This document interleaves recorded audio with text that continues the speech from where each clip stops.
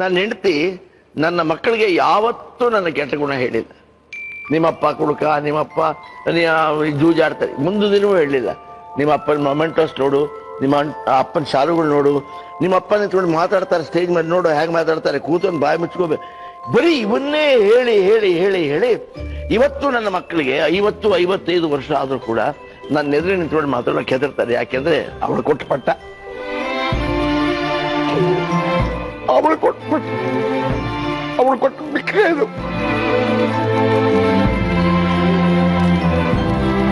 ಅವಳ ಭಿಕ್ಷೆ ಕೊಡ್ತೇ ಹೋಗಿದ್ರೆ ಇವತ್ತು ಅಲ್ಲ, ಅದು ನಂದು ಕರ್ತವ್ಯ ನಾನು ಮಾಡಿದ್ದೀನಿ. ಅದಕ್ಕೆ ಯಾಕೆ ಅಷ್ಟೊಂದು ಎಮೋಷನ್ ಆಗ್ತೀರಿ? ಬೇಕಿಲ್ಲ, ಎಲ್ಲರೂ ಸಾಮಾನ್ಯವಾಗಿ ಗೃಹಿಣಿಯರು ಮಾಡ್ಬೇಕಾದ ಕೆಲಸ ಅಷ್ಟೇ ಅದು. ಪ್ರತಿಯೊಂದು ಮನೆಯಲ್ಲೂ ನಾನು ಹೇಳೋದಿಷ್ಟೇ ಸರ್, ತಾಯಿ ಆದವಳು ತಂದೆಯ ಒಳ್ಳೆ ಅಂಶವನ್ನ ತೋರಿಸಿದ್ರೆ ಸಂಸಾರದಲ್ಲಿ ಬಿಗಿ ಮುಳಿಯುತ್ತೆ.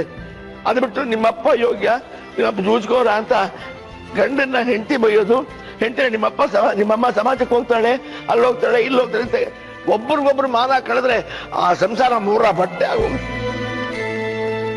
ಒಂದಿನ ನಾನು ಹೀಗೆ ಆಫೀಸ್ ಮೇಲೆ ಕೂತಿದ್ದೆ, ಇವರು ಸ್ವಲ್ಪ ಬರ್ತೀರಾ ಅಂದು ಟಕ್ ಅಂತ ಎದ್ದೋದೆ. 4 ಜನ ಮಾತಾಡ್ತಾ ಕೂತಿದ್ದವರು ನಾನು ನೋಡಿ ನಕ್ಕರು. ನಾನು ವಾಪಸ್ ಬಂದ್ಮೇಲೆ ನೀವು ನಕ್ಕಿದ್ದಾಕೆ ಗೊತ್ತಾಯ್ತು ನಂಗೆ. ಏನು ಸ್ಟೇಜ್ ಮೇಲೆ ಹಿರಣ್ಯನವರು ಹುಲಿ, ಇಲ್ಲಿ ಹೆಂಡತಿ ಕರ್ನಾಟಕ ಹೇಗೆ ಓಡೋದು ನೋಡು ಅಂತೀರಲ್ವೇನ್ರಿ?